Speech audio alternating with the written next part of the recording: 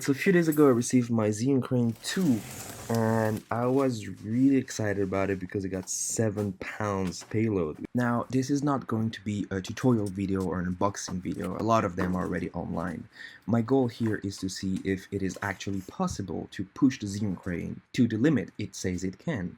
I really bought this gimbal because I wanted to see if it was actually possible to put my Red Epic Dragon on it with everything needed, you know, monitor, lens, power, everything. Obviously the lens would be a small size lens, like a 24, a 50, or even a pancake lens. So if the specs of the gimbal are actually right, which is 7-pound payload, I should be able to mount my Red Epic Dragon on it because it's only 5 pounds and probably a pound and a half with the accessories on it. Of course, stripped down with the bare minimum. The main issue is that the Red is a really tall camera and the lens fits really high on it, which makes the tilt balance almost impossible. And the gimbal doesn't go low enough. With some counterweight, I was able to turn it on and have it working on it, but it was not really balanced and the motor was struggling. Plus, that's honestly really not a good way to mount the monitor.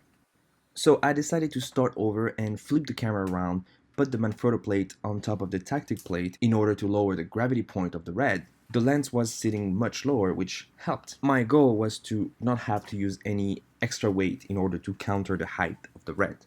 And the way it was right now, I was actually able to turn the camera on, and even though it was a little off balance, it was much smoother and it worked really nicely. Now the toughest part was the monitor. How am I going to mount it? And luckily Zhiyun added a 1/4-inch mount on top of the tilt bar, which allowed me to mount the monitor on top of a magic arm and place it in a way that would counter the height of the camera by putting it on the back and lower.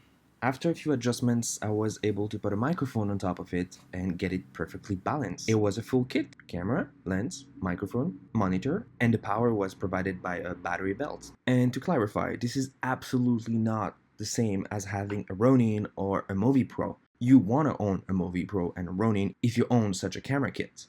But having such a small gimbal in your backpack that is able to carry the weight of your Red, allowing you to get some gimbal footage, it's a really good thing. So how does an almost 7-pound kit look on this gimbal? Here is some sample footage. It's a 6K 24 frames per second unstabilized RAW.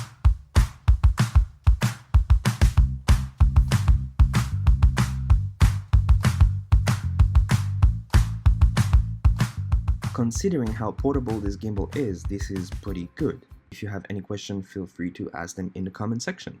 My name is Joris and my social media links are in the description.